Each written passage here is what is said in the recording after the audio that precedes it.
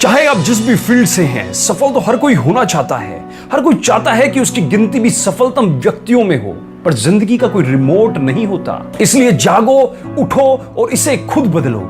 तो ये रहे आपको जगाने के सफलता प्राप्ति के ऐसे 6 सबक जो हमें महाभारत से मिलते हैं। महाभारत देखी तो जरूर होगी आपने भी, पर इसे कभी ऐसे सोचा नहीं होगा जैसा मैं आपको बताने वाला हूं। इसलिए वीडियो को अंत तक बड़े ध्यान से समझने की कोशिश कीजिएगा। निश्चित तौर पे अंत में आप पाएंगे कि इस वीडियो ने आपकी जिंदगी ही बदल दी। तो चलिए बात करते हैं पहले सबक की।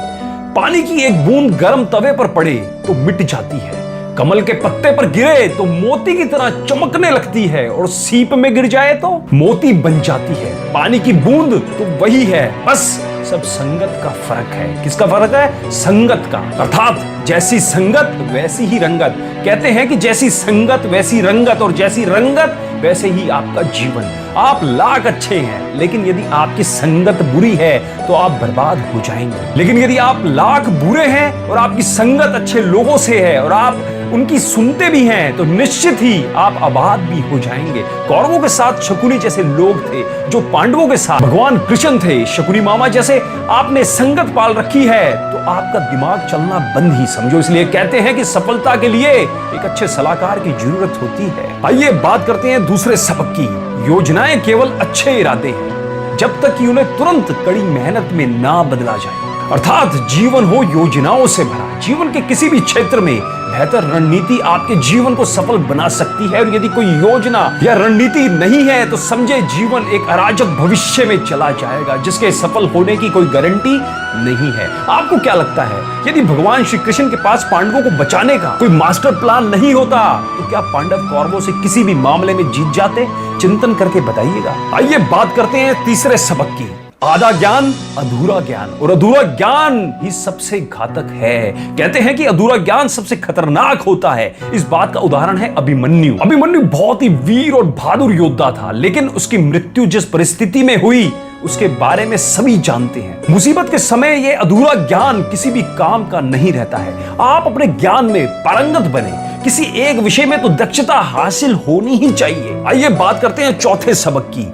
जीवन में गिरना भी अच्छा है, औकात का पता चलता है। बढ़ते हैं जब हाथ उठाने को तो अपनों का पता चलता है। अर्थात दोस्त और दुश्मन की पहचान करना सीखें। महाभारत में ऐसे कई मित्र थे जिन्होंने अपने ही सेना के साथ विश्वासघात किया। ऐसे भी कई लोग थे जो ऐन वक्त पर पाला बदलकर कौरवों या पांडवों के साथ हो गए। युयुत्सु और शल्य इसके उदाहरण हैं। इसलिए कहते हैं कि कई बार दोस्त के भेष में दुश्मन हमारे साथ आ जाते हैं और हमसे कई तरह के राज ले लेते हैं। कुछ ऐसे भी दोस्त होते हैं जो दोनों तरफ होते हैं, जैसे कौरवों का साथ दे रहे भीष्म, द्रोण और विदुर ने अंत तक युद्ध में पांडवों का ही साथ दिया। आइए बात करते हैं पांचवें सबक की। ये पांचवा सबक हमारे जीवन का सबसे महत्वपूर्ण सबक है, इसलिए इसको बड़े ध्यान से समझने की कोशिश कीजिएगा। एक एक शब्द को बड़े ध्यान से समझिएगा। शब्द भी एक तरह का भोजन है।